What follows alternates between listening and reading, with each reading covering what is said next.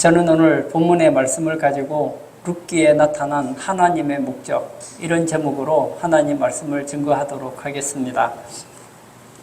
이 룻기가 기록된 연대가 언제인지 정확하게 알 수는 없지만 대략 3200년 전에 있었던 일을 기록해둔 아주 오래된 책입니다. 지금부터 300년도 아니고 3000년도 더 된 그런 옛날의 책입니다. 룻기에 나와 있는 이 성경의 내용이 신약 성경 마태복음의 많은 부분과 일치하고 있습니다. 그 이유는 룻기는 구속자를 그림자로 보여주고 있고 신약 성경은 구속자를 실체로 보여주고 있기 때문입니다. 룻기와 신약 성경은 이 그림자와 실체이지만 결국은 예수 그리스도를 소개하고 있기 때문에 내용상 동일한 부분이 많다는 것이죠. 신학자들은 이런 이야기를 합니다. 구약 성경 안에 신약 성경이 숨어 있고 신약 성경에서 구약 성경이 드러난다. 룻기 속에는 신약의 진리가 숨어 있다는 것입니다. 저는 오늘 룻기 마지막 시간을 통해서 이 룻기에 나타난 하나님의 목적, 대체 하나님은 어떤 목적을 가지고 계신지를 살펴보려고 합니다. 첫 번째, 택자들의 삶 속에서 일어나는 모든 일 가운데에는 하나님의 목적이 있다는 것입니다. 하나님께서는 세상에 있는 사람들 중에서 어떤 특정한 사람들을 택하셨습니다. 그리고 그들로 하여금 인생을 살아가게 하셨습니다. 우리는 그 선택받은 자로 살아갑니다. 그런데 우리는 잘 모르지만 하나님께서는 어떤 목적을 가지고 있다는 거예요. 우리는 인생을 살아가면서 그런 생각을 할 때가 있죠. 참 우연히 잘 된 것 같다. 이건 정말 우연이다. 우연이라는 것은 내가 생각하지 않은 일이 생길 때 우연이라고 그렇게 얘기하잖아요. 그러나 이 성도의 삶 속에는 우연은 없습니다. 모든 삶 속에는 하나님의 목적이 담겨져 있다는 거예요. 이 룻기를 읽어보면 특별한 사람이 나오지 않습니다. 유명한 철학자라든지 왕이라든지 정치가라든지 재벌이라든지 장군이라든지 이런 사람이 등장하지 않습니다. 지극히 평범한 사람들의 일상사를 다루고 있습니다. 우리가 이 룻기를 성경으로 보아서 그렇지 그냥 그때 당시에 룻기 시대에 살아가면 그냥 평범한 가정의 이야기를 그냥 우리 읽는 거예요. 룻기 1장부터 4장까지 보면 대표적인 인물이 나오미, 룻, 보아스입니다. 아주 평범한 사람들이에요. 물론 보아스는 다른 사람들보다 약간 돈이 많은 사람이고 나오미와 룻은 다른 가정에 비해서 조금 더 가난한 사람, 그 이상도 그 이하도 아닙니다. 그러나 나오미, 룻, 보아스를 통해서 하나님께서는 위대한 목적을 가지고 계시더라는 겁니다. 우리가 하나님께 선택을 받았죠. 그럼에도 불구하고 우리의 삶 속에는 룻과 나오미처럼 곤란한 일, 어려움, 절망, 고통, 슬픔들이 있기도 합니다. 나오미의 입장에서 한번 생각해 보세요. 나오미는 하나님 믿는 사람입니다. 하나님께 선택받은 사람이에요. 그럼에도 불구하고 남편이 죽었습니다. 그의 사랑하는 두 아들이 세상을 떠났습니다. 하나님은 왜 내 남편을 데려가시고 왜 내 사랑하는 두 아들을 데려가셨습니까? 여기에 대해서 하나님은 일체 말하지 않습니다. 우리도 이 룻, 보아스가 겪었던 이 삶의 애환을 그대로 경험하고 살아간다는 거예요. 룻의 입장에서 한번 생각해 볼까요? 룻이 한 남자를 만났습니다. 가정을 이루었습니다. 그런데 얼마 살지 않았는데 남편이 세상을 떠나버린 것이죠. 다른 집은 보니까 자기 친구들은 결혼해도 남편들이 다 살아있어요. 근데 왜 나는 결혼한 지 몇 년 되지 않았는데 내 남편은 세상을 떠났을까? 모른다는 것이죠. 분명한 것은 나오미는 남편을 잃고 두 아들을 잃었고 룻은 남편을 잃었습니다. 그런데 다행인 것은 룻은 나오미를 통해서 하나님을 알게 되었습니다. 남편을 잃었음에도 불구하고 시어머니를 따라서 유대 땅 베들레헴으로 가게 됩니다. 갔는데 뭐 먹을 게 있나요? 먹고 살기 위해서 남의 밭에 가서 이삭 줍기를 합니다.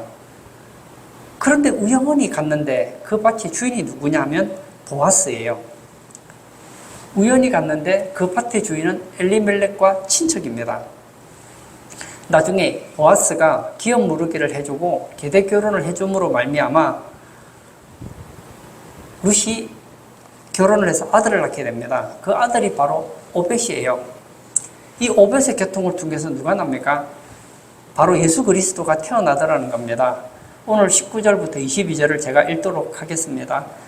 헤스로는 람을 낳았고 람은 아미나답을 낳았고 암미나답은 나손을 낳았고 나손은 살몬을 낳았고 살몬은 보아스를 낳았고 보아스는 오벳을 낳았고 오벳은 이새를 낳고 이새는 다윗을 낳았더라.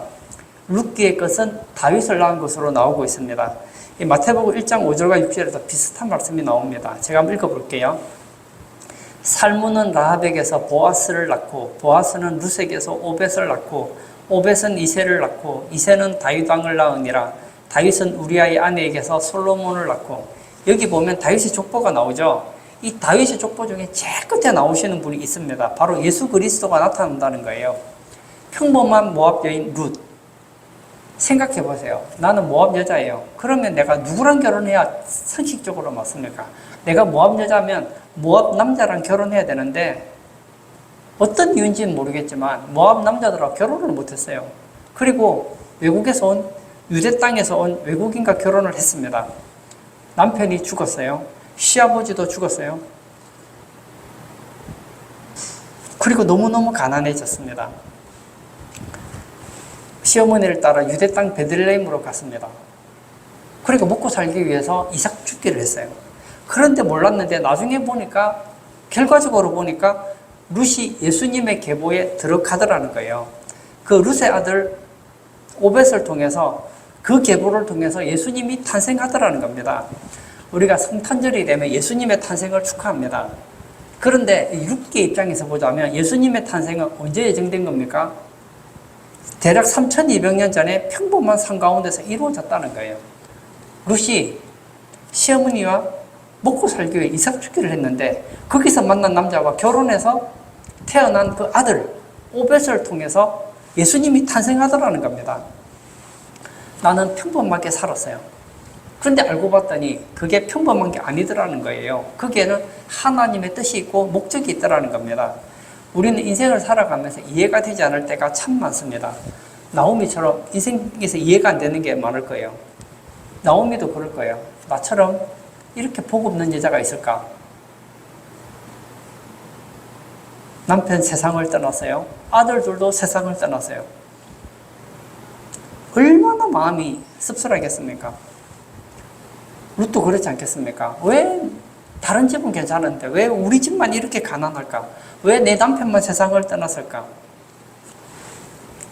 요즘으로 말하면 다른 집 자녀들은 다 건강한데 왜 내 자녀들은 세상을 떠났는가? 왜 나는 먹고 살 것 때문에 이삭 죽기를 하지 않으면 안 될까?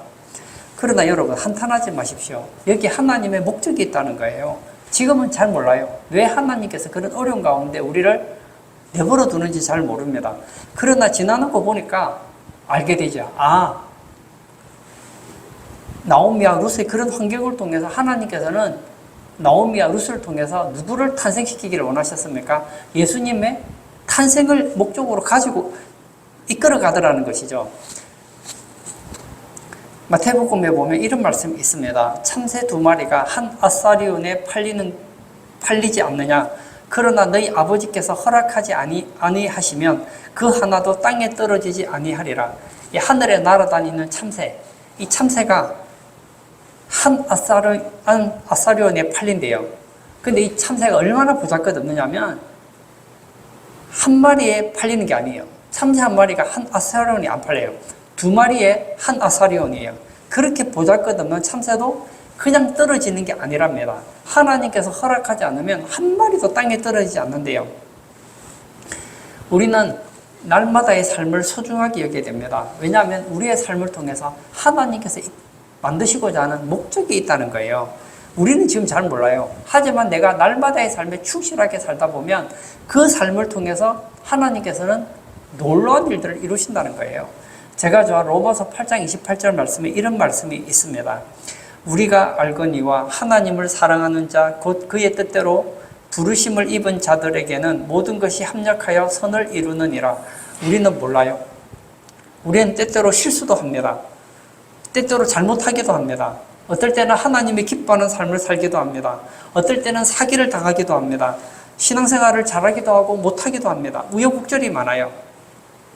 그러나 우리가 확신할 수 있는 한 가지가 있습니다. 하나님을 사랑하는 자, 그 뜻대로 부르심을 입은 자들에게는 모든 것이 합력하여 선이 된다는 거예요.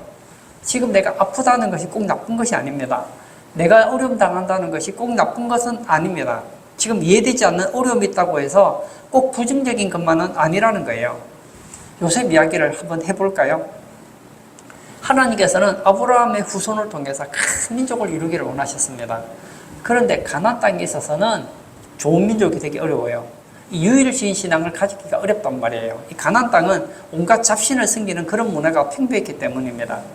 하나님께서는 그래서 어떻게 하느냐면 그들이 여호와 신앙을 가질 수 있도록 하기 위해서 한 사람을 선택합니다. 바로 요셉이죠. 요셉이 그걸 알았느냐? 요셉은 몰랐어요. 그런 거 몰랐어요. 하루는 형들이 자기를 싫어해서 자기를 팔아서 인신매매를 해버립니다. 갑자기 요셉이 노예가 됐어요. 열심히 살아서 이제 좀 인정을 받아서 총무가 되죠. 총무가 되어서 이제 좀 보디발 장군에게 인정받고 살만하니까 또 모함을 받아서 이제는 정치범 수용소에 들어가게 됩니다. 감옥에 들어가게 되죠. 이해가 안 되죠. 요셉이 뭘 그렇게 잘못했는데 인신매매를 당하고 감옥에 들어가야 됩니까? 모르죠. 그런데 시간이 지나고 나서 요셉이 알았어요. 아, 하나님께서는 이스라엘을 살리기를 원하시는구나. 흉년의 때에 이스라엘을 살리기 위해서 하나님께서는 먼저 요셉을 애굽으로 보냈다는 것을 발견하게 된 거예요. 겉으로 볼 때는 형들이 나를 팔았지만 실제로는 형들이 나를 판 것이 아니라 하나님께서 나를 애굽으로 보내셨다. 이걸 알았다는 거예요. 여러분, 모든 것을 알려고 하지 마십시오. 저는 룻기를 보면서 그런 생각을 가끔씩 가져요. 룻기 읽어보면 하늘에서 하나님과 천사들 사이에 대화가 있잖아요. 이 사탄이 하나님께 믿음의 사람 욥을 참소하잖아요. 그래서 아니야, 욥은 믿음의 사람이고 나를 경외하는 신실한 사람이다. 그래서 하나님께서 그러면 죽이지는 말고 한번 시험해봐라 하고 시험할 수 있는 기회를 줬어요. 그 결과 어떻게 됩니까? 가족들 다 죽어요. 아내 빼고 다 죽죠. 부자였는데 하루아침에 거지가 됐어요. 그리고 몸에는 악청이 나고 막 온갖 질병으로 고통당하고 사람들에게 무시를 당했어요. 그리고 욥기를 읽다 보면 끝까지 가면 욥이 회복이 됐어요. 근데 잘 보면 알지만 우리는 알아요. 답을 알아요. 우리는 압니다. 하나님께서는 욥의 신앙을 인정하셨고, 그리고 이 마귀 사탄은 욥을 참소했고, 그 사이에 하나님께서는 마귀가 욥을 시험하는 것을 허락하셨어요. 그러나 욥은 알았을까요? 몰랐다는 거예요. 욥은 그런 거 몰랐습니다. 한 가지 아는 것은 하나님이 나타났을 때 아무 말 못했어요. 하나님께서 뭔가 뜻이 있으셨겠지 하고 넘어갔다는 거예요. 여러분, 내가 당하는 그 모든 어려움을 다 해석하려고 하지 마십시오. 왜 룻이 이런 어려움을 당하고 왜 나오미가 이런 어려움을 당했는지 지금은 몰라요. 언제 압니까? 3200년이 지나면 알게 돼요. 아, 하나님께서는 이 룻을 통해서, 룻의 가정을 통해서 예수님이 탄생하기를 원하고 있다는 걸 그때 알게 되는 거예요. 내가 지금 어려움 당하는 것, 내가 이해할 수 없는 일을 만나는 것 지금은 모를 수 있습니다. 어쩌면 이 땅에서 모를 수 있어요. 그러다 저는 한 가지 약속드릴 수 있습니다. 천국에 가면 다 이해가 돼요. 아, 그때 그게 내게 나쁘지 않았다 하는 걸 알게 된단 말입니다. 두 번째, 하나님의 목적은 택자들로 예수님 믿고 의지하도록 살게 하는 데 있다는 것입니다. 하나님께서는 우리 삶 가운데 놀라운 목적을 가지고 있습니다. 그게 뭘까요? 예수님을 믿고 의지하고 복을 받도록 하는 데 있다는 겁니다. 이 룻기라는 성경은 모든 사람들은 다 잘 될 것이라는 낙관론을 가르쳐주는 책이 아닙니다.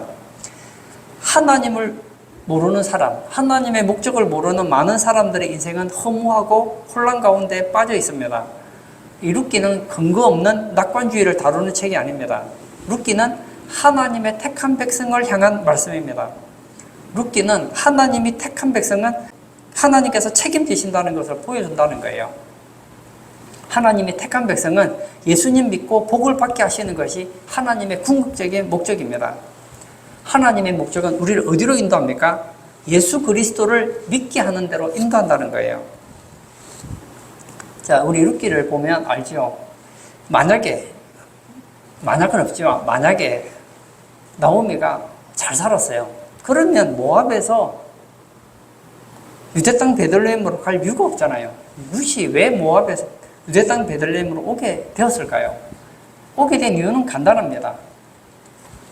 이제는 모압에 살 이유가 없어졌기 때문이에요. 그리고 어떻게 해서 보아스를 만났습니까? 가난하니까요. 먹고 살기 이삭 죽게 하러 간 거 아닙니까? 그리고 결국 누구를 만났죠? 보아스를 그렇게 해서 만나게 된 거예요. 결과적으로 보면 이 보아스는 누구입니까? 바로 오실 예수 그리스도를 예표하는 인물이라는 거예요. 보아스를 만나기 전에 룻은 슬프고 고달프고 비참했습니다. 그 룻이 보아스를 만나고 나서 삶이 완전히 바뀌게 되죠. 보아스의 사랑을 받은 룻은 인생이 바뀝니다. 룻기 1장과 룻기 4장을 보면 내용이 완전히 다르다는 것을 알고 있습니다. 룻기 1장은 기근으로 시작합니다. 룻기 4장은 부요로 끝납니다. 룻기 1장은 죽는 것으로 시작합니다. 룻기 4장은 아기가 탄생하는 것으로 끝납니다. 룻기 1장은 외로움에서 시작하고 룻기 4장은 사랑으로 끝납니다. 룻기 1장은 슬픔으로 시작하고 룻기 4장은 기쁨으로 끝납니다. 룻기 1장은 절망이고 룻기 4장은 희망이에요. 룻기 1장은 모압 지방이고 룻기 4장은 유대 땅 베들레헴으로 마무리되고 있습니다. 이 모든 변화가 가능할 수 있었던 것은 예수 그리스도를 예표하는 보아스 한 사람으로 되었다는 거예요. 하나님의 택한 백성들은 이 땅에 살면서 때때로 고통과 기근과 어려움을 만날 수 있습니다. 물론 순간순간마다 하나님의 목적을 다 이해하면 좋겠지만 못할 수도 있어요.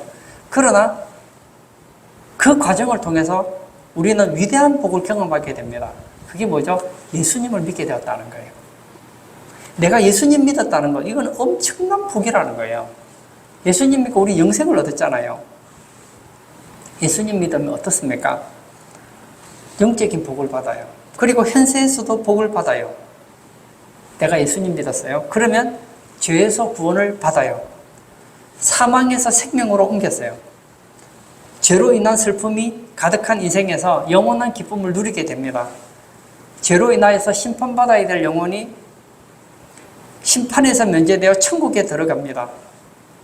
하나님과 분리되어서 죽을 수밖에 없던 사람이 하나님과 화목하게 됩니다. 지옥에 떨어질 사람이 천국에서 살게 됩니다. 악령을 모시고 살던 사람들이 성령을 모시고 살게 되었다는 거예요. 이것이 어떻게 가능합니까? 오직 한 사람, 예수님으로 말미암았다는 거예요. 하나님은 우리 인생 가운데 위대한 목적을 가지고 계십니다. 그게 뭐죠? 우리로 하여금 예수님을 믿도록 우리의 삶을 이끌어 간다는 거예요. 잘 생각해 보세요. 내가 예수님 믿을 때 그냥 믿은 거 아니에요. 하나님께서 나의 삶에 간섭을 해서 우리로 하여금 예수님을 믿는 쪽으로 이끌어가게 하셨다는 거예요.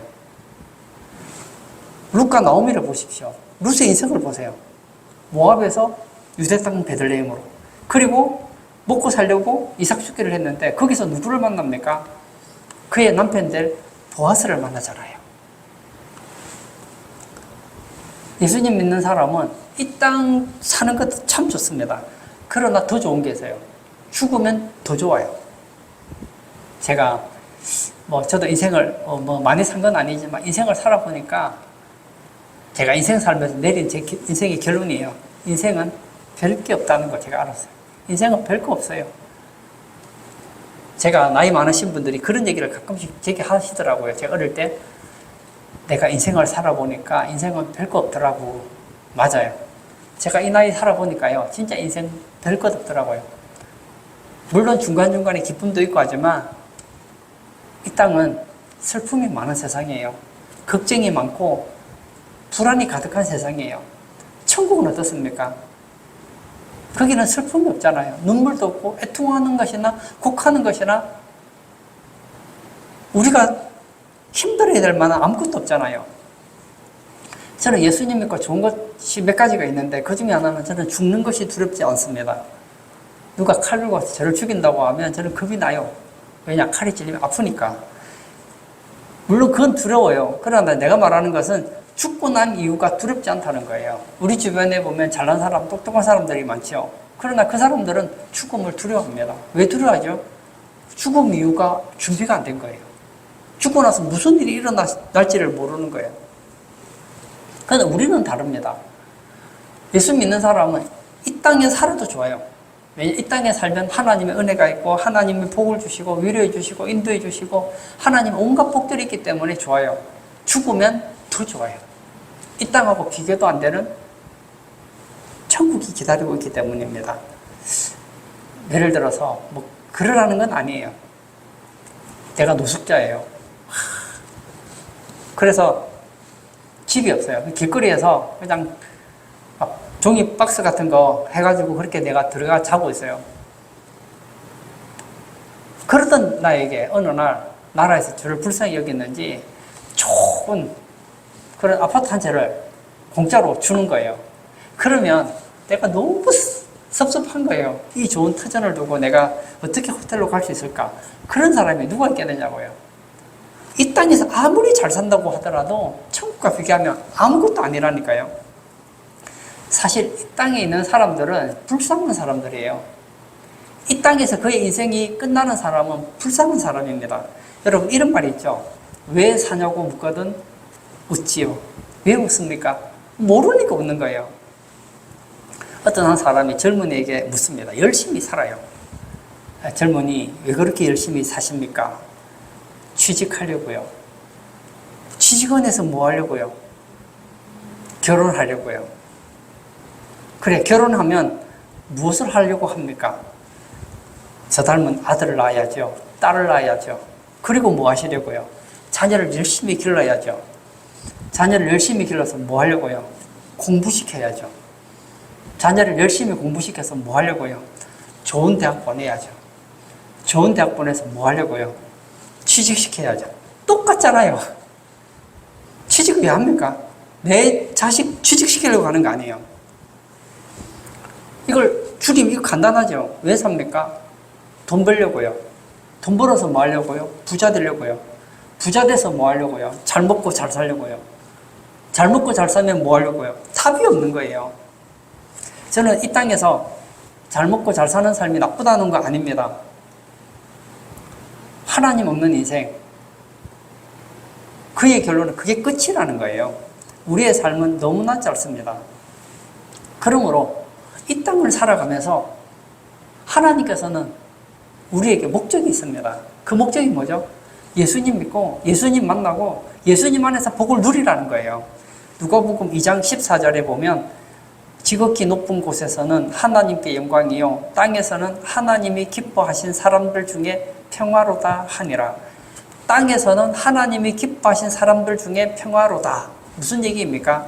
하나님이 기뻐하신 사람들, 하나님의 선택받은 사람들은 예수 믿는 사람들이라는 거예요. 예수 믿는 사람들에겐 평화가 있다는 거예요. 사실 이 세상에는 평화가 없습니다. 하나님이 없는 기쁨은 있을지 모르겠지만 하나님이 주시는 평화는 없다는 거예요. 저는 이 룻기를 보면서 그런 생각을 많이 했어요. 룻이 만약에 부유했다면 보아스를 만날 수 있었을까? 물론 아내 남편이 죽은 건 안 된 거예요. 가난한 건 힘들어요. 그러나 결과적으로 어떻게 됐습니까? 그래서 룻이 보아스를 만나잖아요.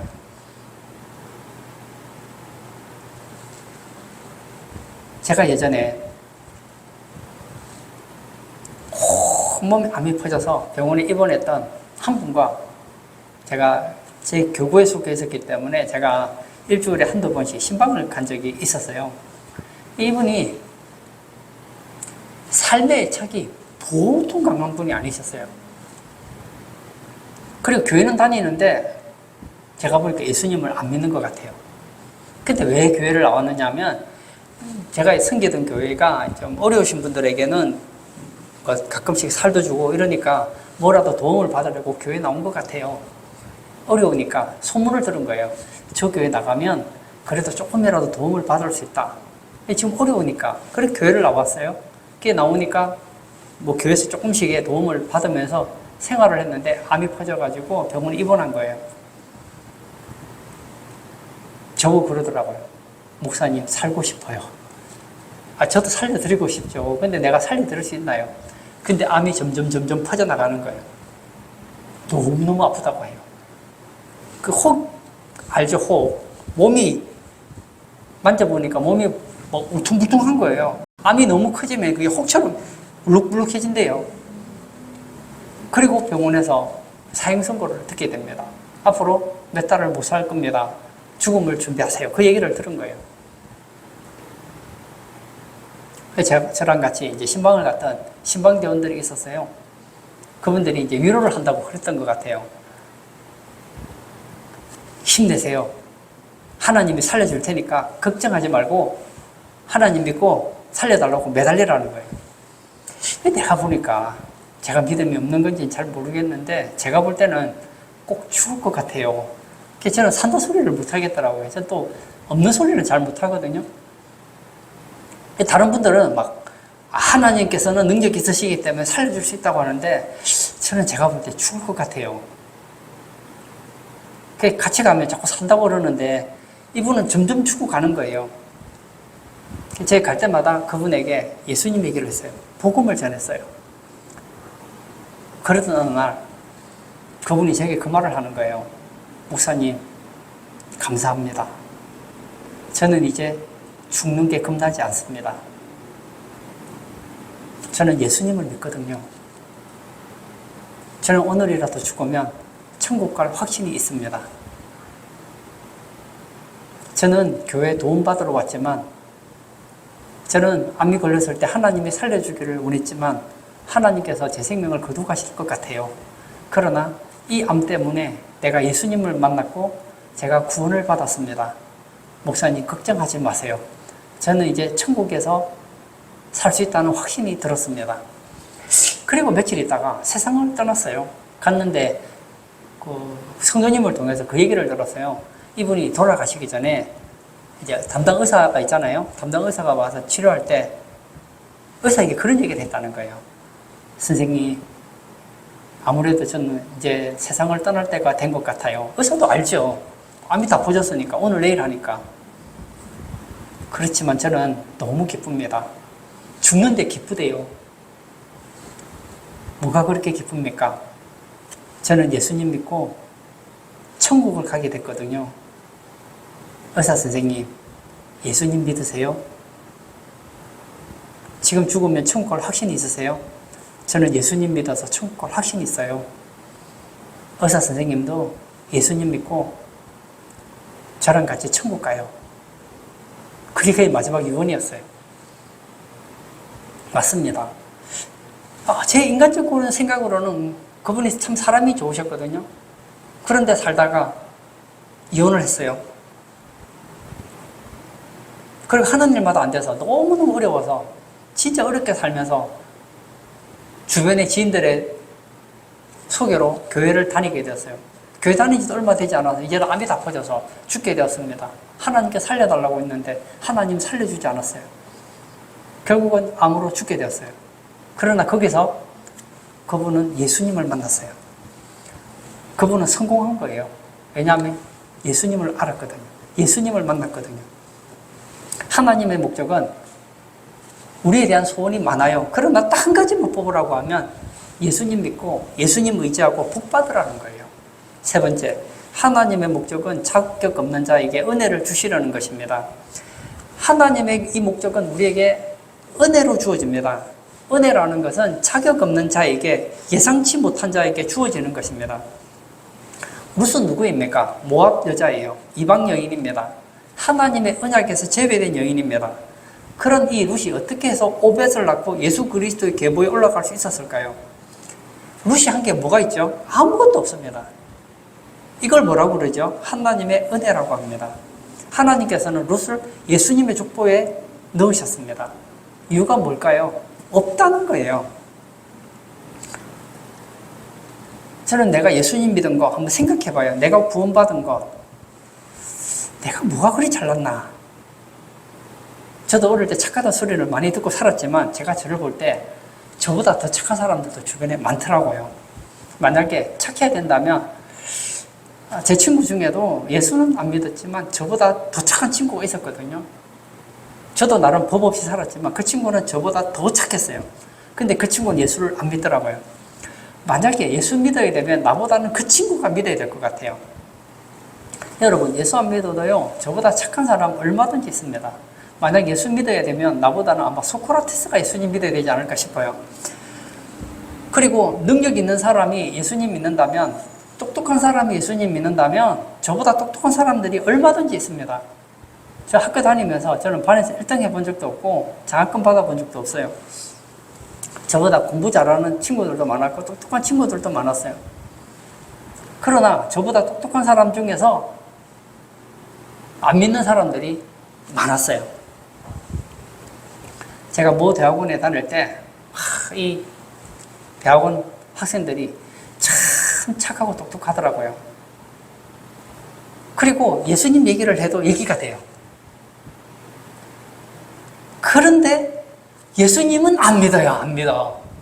내가 생각할 때 저렇게 똑똑하면 예수님 얘기하면 믿을 것 같은데 안 믿는 거예요. 저는 예수님을 소개했던 세례요한 말대로 그들의 신발끈을 풀기도 감당치 못합니다. 나보다 더 열심히 사는 사람이 있습니다. 나보다 더 능력 있고 더 착하고 돈 많고 똑똑하고 그리고 주변에 선한 일을 행하는 많은 사람들이 있습니다. 저는 자격이 없어요. 그리고 제가 목사잖아요. 왜 내가 목사가 되었을까? 한번 생각해 봤거든요. 이유가 없더라고요. 은혜예요, 은혜. 룻이 예수님의 족보에 들어간 이유가 있을까요? 룻이 뭐가 그렇게 잘나서 예수의 족보에 들어갔습니까? 없잖아요. 은혜라는 거예요. 4장 12절 제가 한번 읽도록 하겠습니다.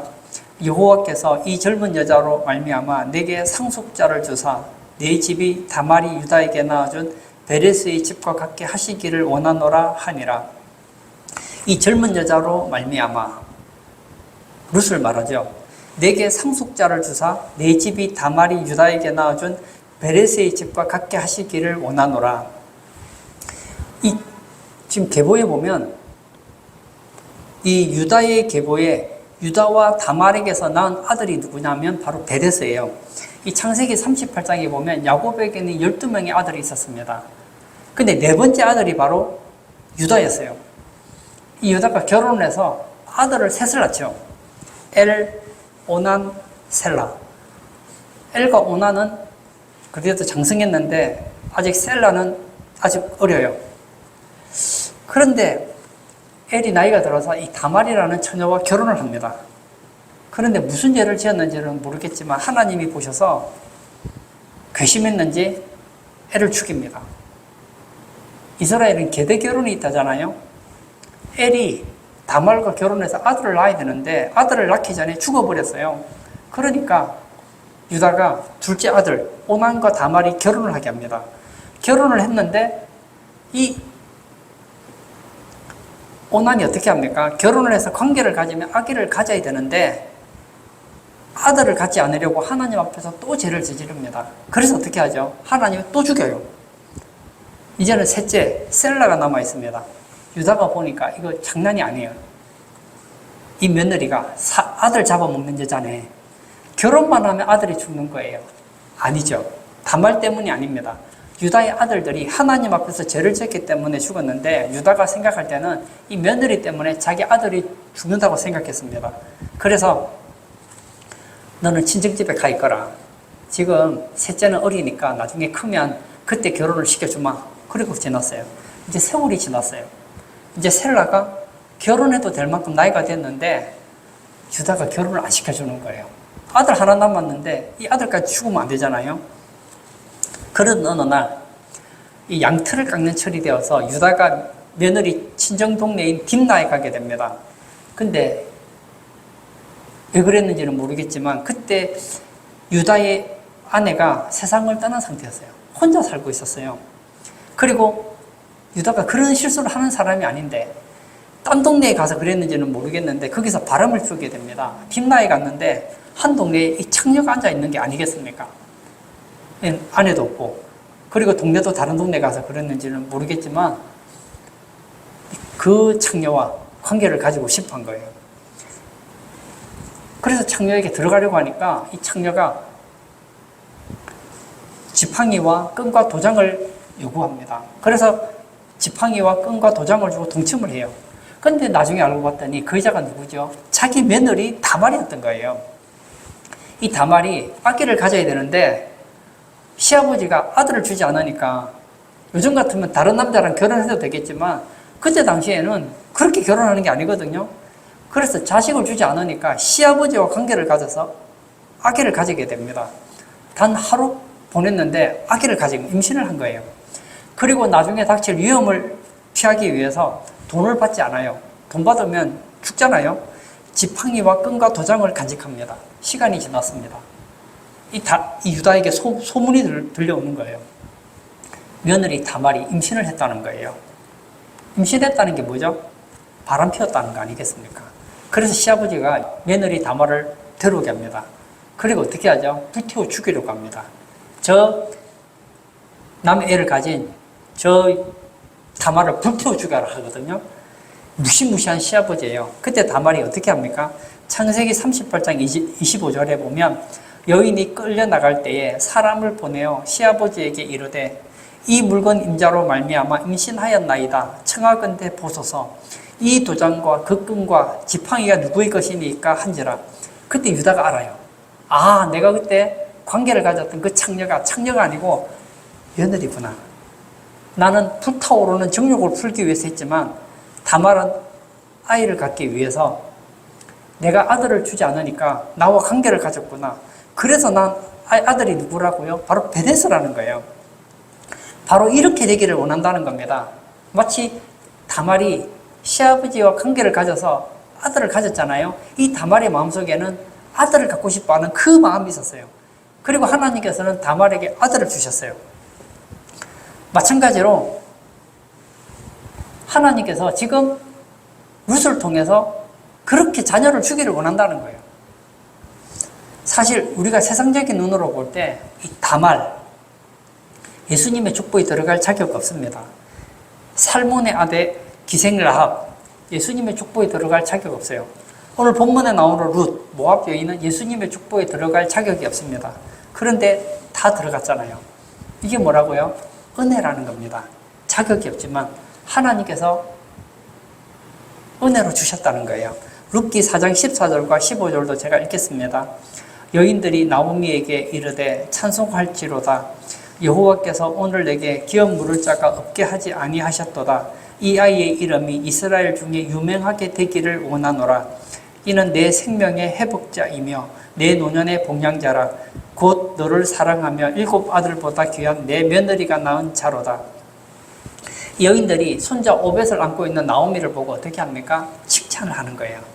이 아이는 너의 생명의 회복자고 너의 노년의 복양자다.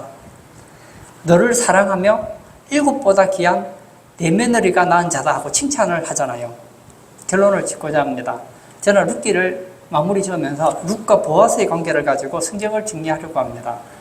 1장에서 보아스를 모르는 룻이 나옵니다. 2장에 가면 보아스를 소개받는 룻이 나옵니다. 3장에 가면 보아스에게 청혼하는 룻이 나옵니다.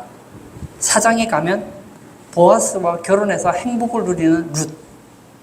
이렇게 나눌 수 있습니다. 한번 적용시켜 볼까요? 이 세상에 있는 모든 사람들은 예수님과 4가지 관계 속에 하나에 포함되어 있습니다. 첫 번째 사람은 누구죠? 이 룻이 보아스를 몰랐던 것처럼 예수님을 모르는 사람이 있어요. 세상에는 예수님 모르는 사람이 부지기수가 있습니다. 그 사람은 룻기 1장의 사람이에요. 근데 어떤 사람은 주변의 사람들을 통해서, 책을 통해서, 사람을 통해서, 인터넷 매체를 통해서 예수님이 누군지에 대한 얘기를 듣게 됩니다. 그 사람은 룻기 2장의 인생을 사는 사람이에요. 그러나 그렇게 해서 1장, 2장에 있는 사람은 불행해요. 3장의 인생이 있습니다. 예수님께 청혼하는 사람이 있어요. 여기 청혼한다는 것은 예수님을 믿는다는 거예요. 그 사람은 행복합니다. 그런데 여러분 알죠? 우리 주변에 보면 예수님 믿는다고 하는데 실제 삶에서는 행복하지 않은 사람이 있어요. 근데 룻기 4장의 인생을 사는 사람이 있어요. 이 사람은 누구죠? 이 보아스와 결혼해서 행복한 삶을 살잖아요. 예수님을 만나고 예수님을 믿고 예수 안에 복음을 누리는 사람이 있다는 거예요. 저는 우리 성도님들이 1장의 삶이 아니기를 바라요. 2장의 삶도 아니기를 바랍니다. 저는 여러분들이 최소한 3장의 삶을 살았으면 좋겠어요. 그런데 제가 주변에 예수 믿는 사람들을 보면 생각보다 안 행복한 사람이 많아요. 저는 여러분들이 룻기 3장에서 끝나지 마시기를 바랍니다. 예수님 믿었다면 거기서 끝나지 마시고 예수님 안에서 복음을 누리시기를 바랍니다. 예수님 믿어도 행복하지 않은 사람은 뭔가가 신앙에 문제가 있어요. 신앙생활을 종교생활로 하기 때문입니다. 우리는 룻기 4장에서 이 룻이 보아스를 만나고 행복한 가정을 꾸리고 행복했던 것처럼 예수님을 믿고 예수님을 만남으로 인하여서 나의 인생이 정말 복된 인생, 예수님께서는 내가 온 것은 양으로 생명을 얻게 하고 풍성히 얻게 하려 왔다고 했습니다. 시편의 표현대로 하면 여호와는 나의 목자시니 내게 부족함이 없으리로다. 저는 우리 성도님들이 예수님을 통하여서 정말 부족하지 않은 인생, 행복한 인생, 복된 인생 다 사시는 복된 성도님 되시길 축복합니다. 이 시간 한번 같이 기도하기를 원합니다.